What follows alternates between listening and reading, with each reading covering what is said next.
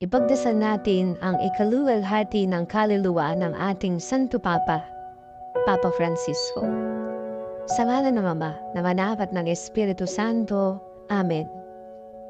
Diyos ng awa, Diyos ng malasakit, Diyos na nagbibigay gantimpala sa lahat ng kaluluwa, inagdarasal namin ang ikaluluwalhati ng kaluluwa ng iyong abang lingkod, Papa Francisco, kahalili ni San Pedro, pastol ng aming simbahan.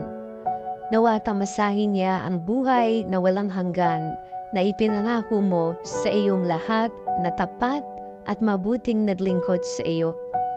Maraming salamat sa buhay na kanyang ipinamalas. Maraming salamat sa lahat ng aral na kanyang ipinahayag nung siya'y nagmimisyon dito sa mundo.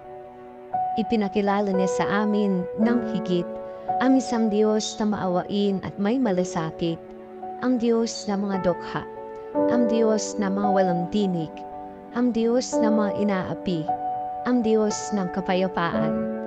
Maraming salamat sa pagbibigay sa amin kay Papa Francisco.